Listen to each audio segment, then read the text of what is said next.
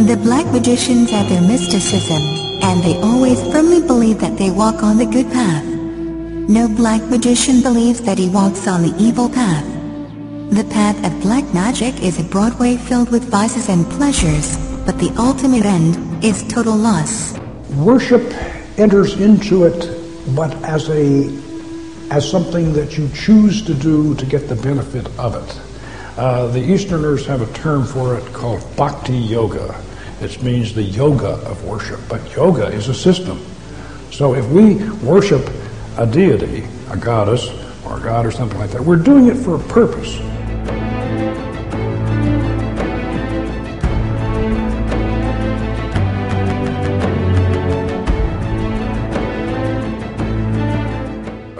The Lemegeton and the Greater Key of Solomon, these handbooks of magic were attributed to Solomon for two reasons. Number one, he was the great magician, the legendary magician, and number two, these people were afraid to put their real names on the books because they'd get burned at the stake.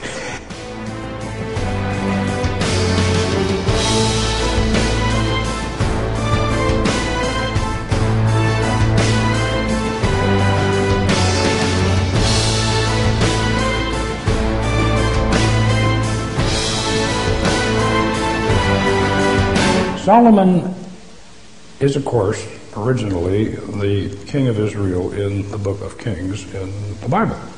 And he lived around 800 BC, and he was the great king who built Solomon's temple.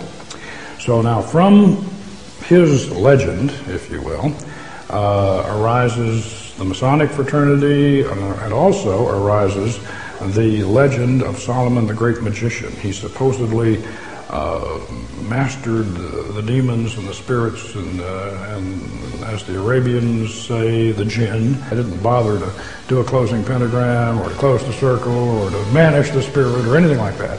So we just left.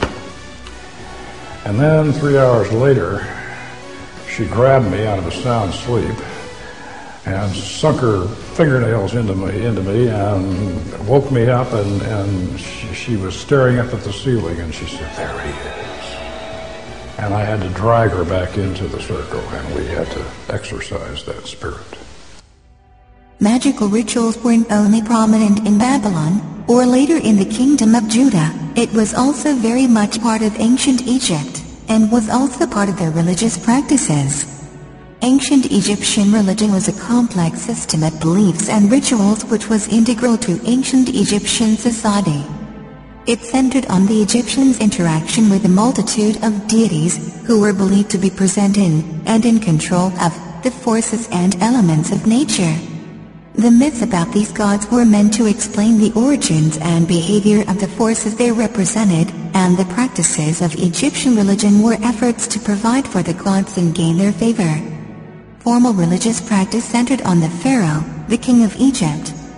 Although he was a human, the pharaoh was believed to possess a divine power, and was considered a god by virtue of his kingship. He acted as the intermediary between his people and the gods, and was obligated to sustain the gods through rituals and offerings so that they could maintain order in the universe. Therefore, the state dedicated enormous resources to the performance of these rituals and to the construction of the temples where they were carried out. Individuals could also interact with the gods for their own purposes, appealing for their help through prayer or compelling them to act through magic.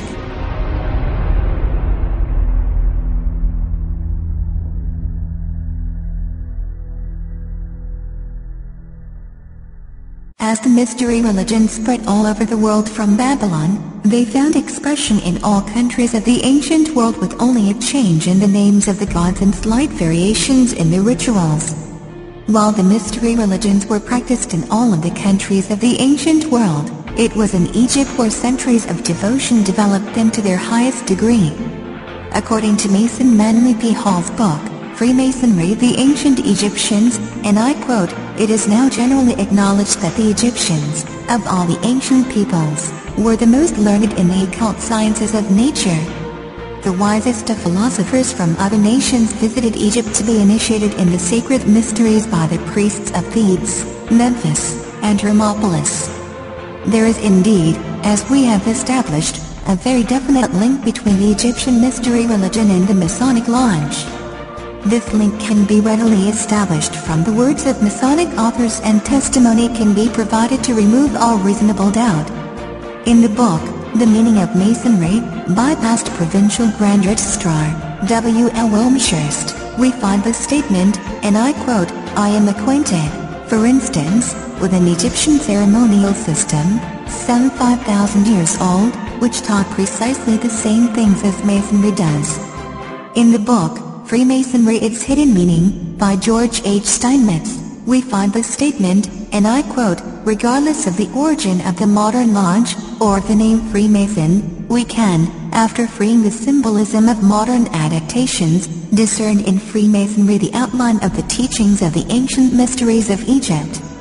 In the same book, Mr. Steinmetz makes the statement connecting Freemasonry and the Egyptian mysteries. And I quote, "If the symbols can be consistently interpreted in this manner, throughout the 3 degrees we have confirmed Freemasonry to be the reincarnation of the ancient mysteries of Egypt." 33-degree Mason Manly P. Hull relates the efforts of early Masonic historians to link Hiram Abiff to the Egyptian mystery religion. Early Masonic historians such as Albert Mackey, Robert Fregould and Albert Pike were of a single purpose in their efforts to establish a definite correspondence between the Hiramic legend of Freemasonry and the Osiris myth as expounded in the initiatory rituals of the Egyptians. From the Lost Keys of Freemasonry by 33rd degree Manly P. Hull, man is a god in the making, and as in the mystic myths of Egypt on the potter's wheel he is being molded. Unas eats magical charms, behold, Unas eateth of that which the red crown sendeth forth, he increaseth, and the magical charms of the gods are in his belly. The following quote is a comment on the texts about King Unas by the translator of the Egyptian Book of the Dead, Each Wallace Budge, the notion that, by eating the flesh, or particularly by drinking the blood, of another living being, a man absorbs his nature or life into his own, is one which appears among primitive peoples in many forms. It is indeed an accurate assessment that these murders in the Unas texts were performed in a ritual and religious manner for the purpose of obtaining the life force or energy force of the victim. Not only was this the purpose of these ancient Egyptian texts, but it is also the purpose behind modern Satanism. This common underlying purpose can be seen by comparing these texts and their assessment with the words of Master Satanist, a 33rd degree Scottish Rite Grand Master, and a 97th degree the Rite of Memphis, of Aleister Crowley. He writes, and I quote, "The blood is the life." This simple statement is explained by the Hindus by saying that the blood is the principal vehicle of vital prana. It was the theory of the ancient magicians that any living being is a storehouse of energy varying in quantity according to the size and health of the animal, and in quality according to its mental and moral character.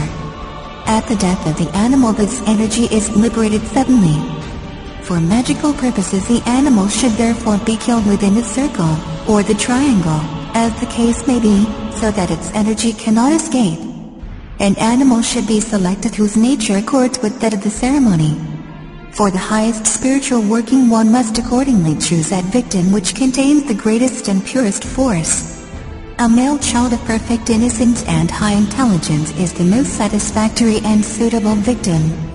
Those magicians who object to the use of blood have endeavored to replace it with incense.